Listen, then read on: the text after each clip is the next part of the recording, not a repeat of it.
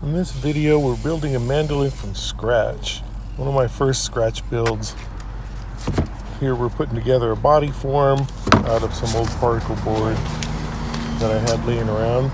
Just use Type Bond and clamp it together for a good solid block that I'll cut out on the bandsaw.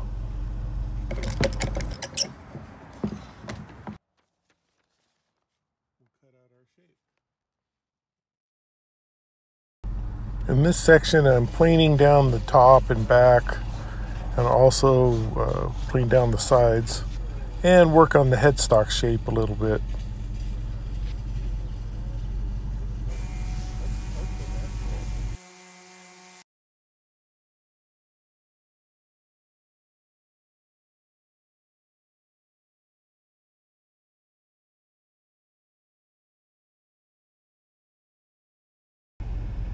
Now we get this traced onto the particle board and get this form cut out.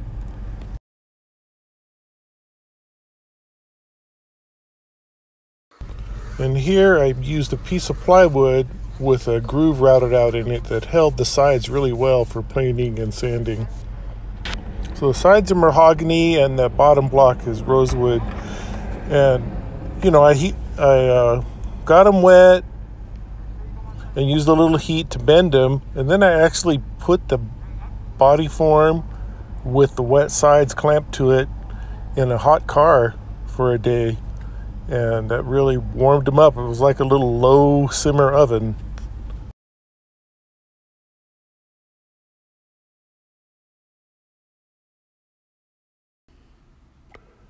Getting the kerf lining glued up, I made a little jig for cutting the kerf strips. I learned that from Acoustic Guitar Making by Brian Forbes. It's a great book. I glued on a wedge to the fretboard to get a good neck angle. This way it'll taper down and you can set up the accent just right. It's thick on one end and tapers down to almost nothing on the other.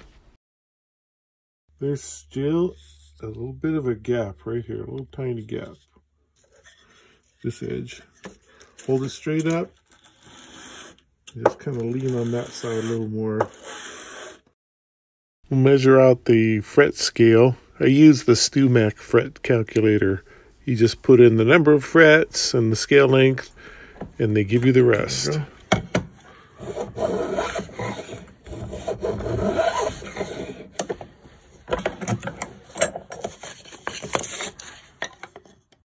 I finally got a decent fret saw so I can set the depth and cut a nice groove.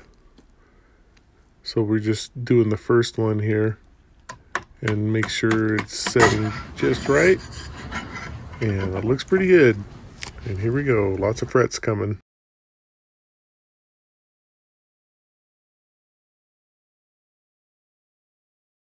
The first one is 20 from the end, 20.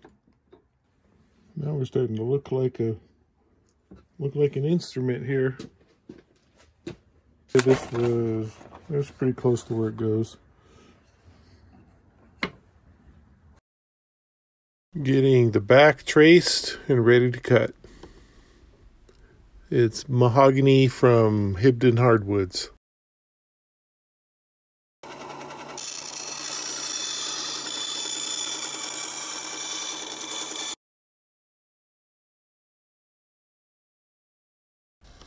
Now we get the frame and the ribs leveled off so the back will glue on nice and tight. Let me get it in the camera. Nice tight fit.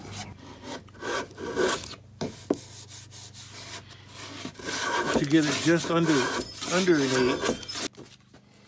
Then we'll hit it. A little 120. I'm just gonna add so a little bit of that super glue.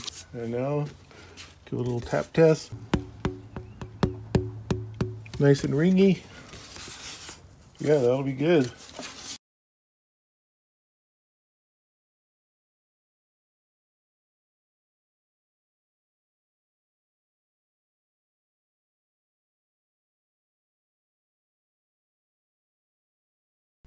using a small flush cut bit to get the scrap off the edges.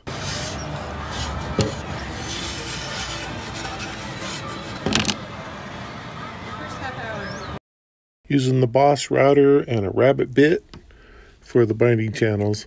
I have a couple of different bearing sizes for different depth cuts.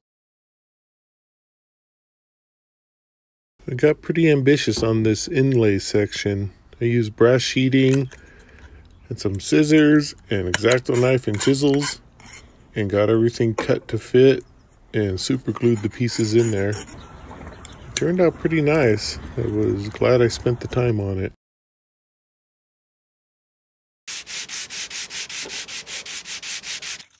We'll get the bracing going here. Here's a small one for the back, and I did X bracing for the top. I made the strips pretty thin because I didn't want it to be too stiff.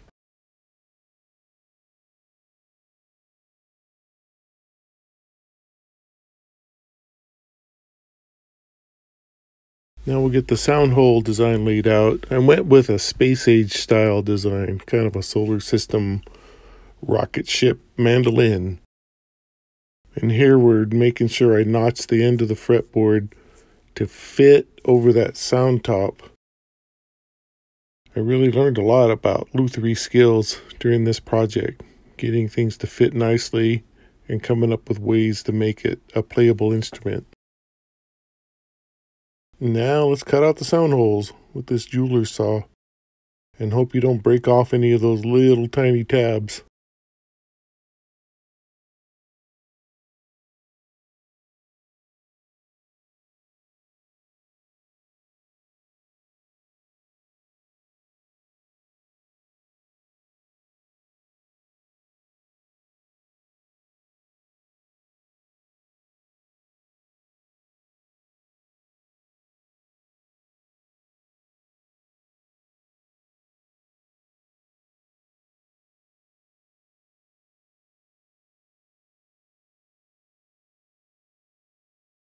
Now let's glue this top up. We're ready to go.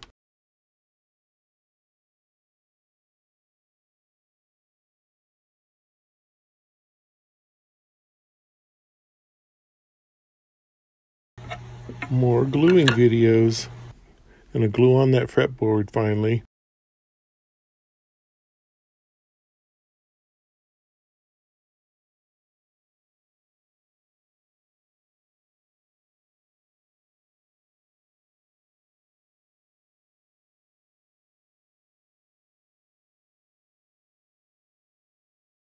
We'll trim off that excess wood from the fretboard with the same flush cut bit. I made this router table from an old piece of MDF, and it's really been a useful addition to the shop for doing these routing jobs a little faster and safer. And now shaping in the neck roughly with the Japanese pull saw and the Japanese rasp. Those were a couple of great tools that I acquired that really help with shaping a little faster and a little more accurately. This thing's getting close.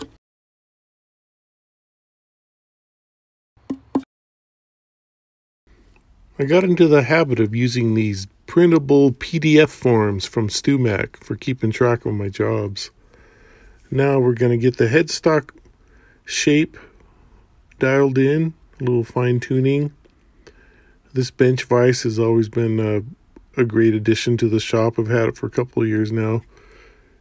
Back to the old pull saw and wood rasp and just get this thing shaped up.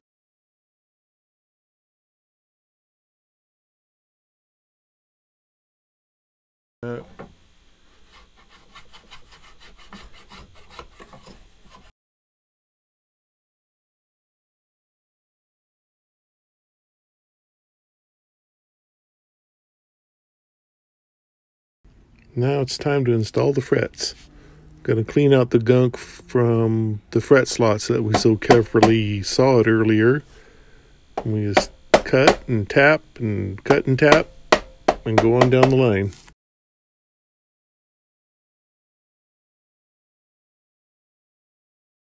I'll use metal file to smooth out the edges. I also have this block with a file at an angle, which helps with beveling the frets on the edge. Then we use a small jeweler's file to get around the tips to reduce the sharp edges so we don't slice our fingers. Now imagine if it had strings on it. Will this thing work? I missed some of the footage here of gluing on the binding with super glue and tape. So now we peel the tape off and we get a straight edge razor to scrape down the plastic binding so it's flush with the wood. And get some sandpaper and start prepping it for painting. We'll mask off the binding and the fretboard because we don't want to get any paint on those later. Got it taped up. Now we just got to get some black lacquer. I use this masking tape I got in my airbrush class. It's kind of a frisket tape.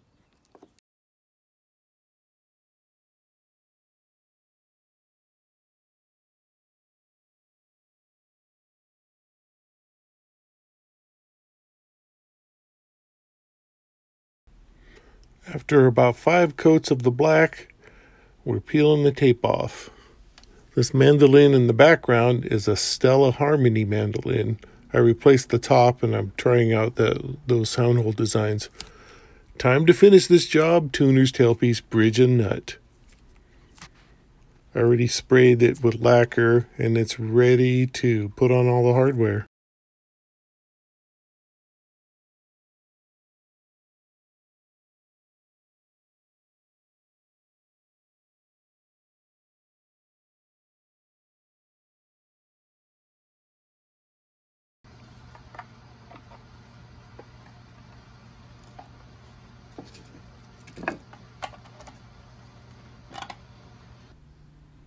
Put a little tape on the end of the drill to make sure I don't drill out the other side. How many of us have done that? I raise my hand. But I haven't done it since.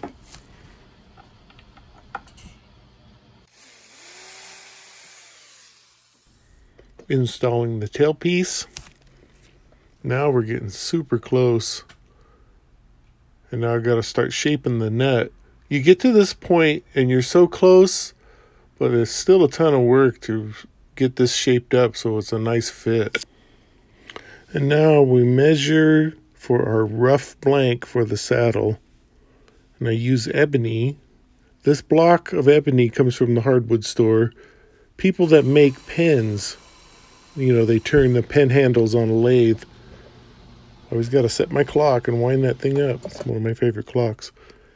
Now we'll smooth it out with a block plane to get it down closer to the height I want.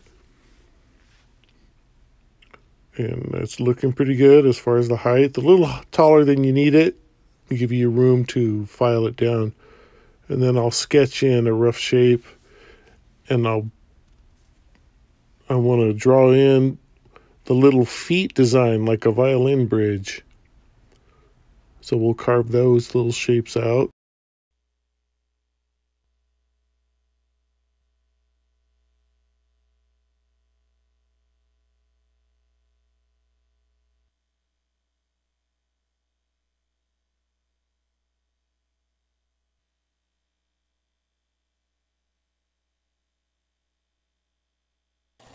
Taking a ride on the belt sander to taper the top of that saddle so it's a nice point. Now we're in the home stretch. That saddle's looking good. We'll start getting the nut cut out and shaped and scraped and sanded and filed and shape and scrape some more. It's getting very exciting because you want to put strings on it to see if this thing will work. So here you want to make sure and level out the feet so they sit right on the top without wobbling. And I start putting in the grooves with a nut file for the strings to make sure they're parallel on the outside of the neck and not too close to the edge. And now we start winding on some strings and get this thing ready for a test drive. Oh yeah, mark it off your list. I'm going to set it up and we're going to make a demo video.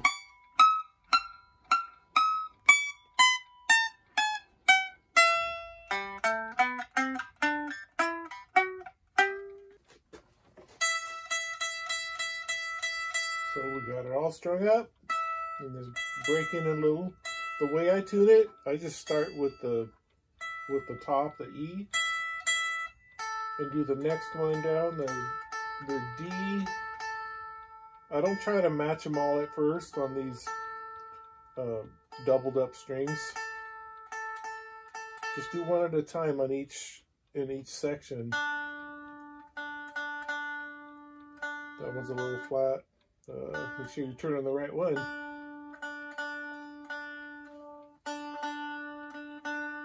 There we go. Then you go in and match them up.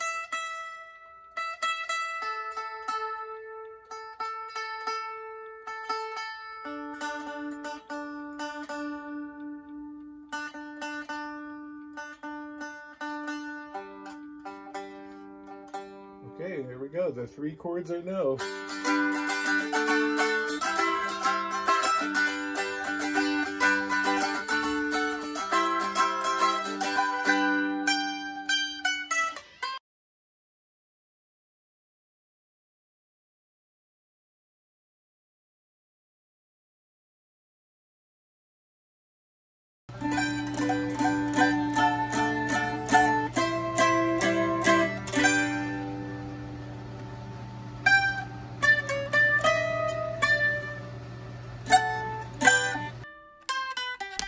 And that's it for the mandolin build from scratch.